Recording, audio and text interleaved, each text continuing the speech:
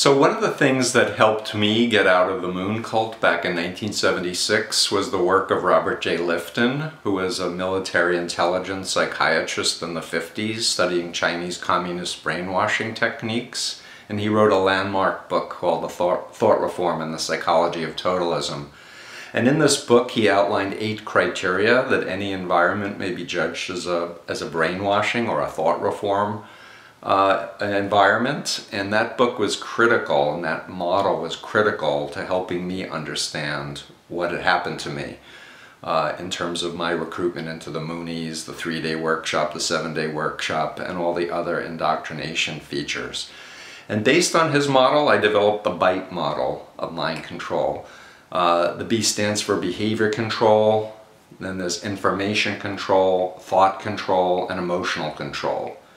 And under each one, and this is on my website at freedomofmind.com, sleep deprivation, change of name, change of clothing, being in a controlled environment with rewards and punishment, needing to ask permission, and information control, where the group doesn't give you informed consent when they're recruiting you. They either lie to you, or they hold back critical information, or they distort information, or they use information from other sources to manipulate you, to make you feel like you're having mystical experiences when in fact it was information supplied either by you or by someone else about you.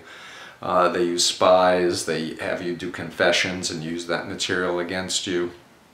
And essentially the BITE model offers my cutting-edge approach for how anyone can evaluate whether or not they've been a victim of mind control.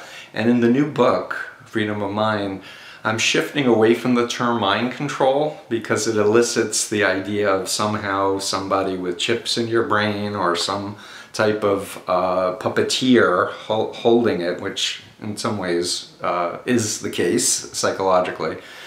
But we're moving towards the term undue influence, which is a legal term, which talks about how a discrepancy of power is used to undermine a person's ability to think for themselves and make good decisions for themselves.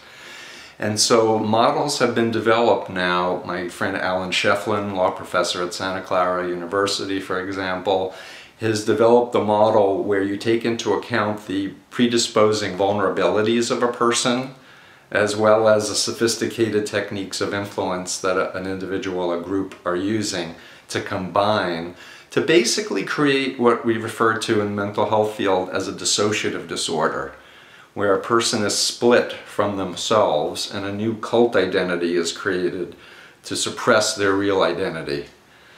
And so the question that people ask me often is, well, how do you know if you're under undue influence or mind control, or that you've been brainwashed? And what I say is you wouldn't. That's part of the dilemma, because your operating system, your mind, has been co-opted if you have been.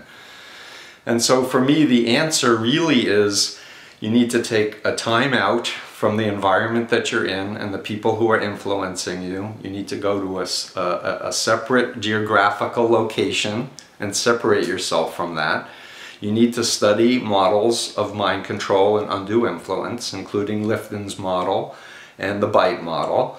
You need to deliberately seek out critical information about the leader, the doctrine, and the group, or the people that you are involved with, which is directly in contradiction to what the group tells you. Don't talk to those people, they're negative. Or don't talk to those people, they've fallen away from God. Or those people are under Satan's control. You want to find out for yourself and trust that you have the ability to know and to fact check whether or not things are true or not. And in that context, I ask people to reflect back when they first met the person or first met the group, what did they think they were getting involved with? And compare it with what they now know, having been involved with the group for weeks or months or years. And ask themselves the question, if I knew then what I know now, would I have ever gotten involved? And if the answer is not in a million years, then you know that you've been under undue influence. And congratulations, you're on your way to freedom. Take care.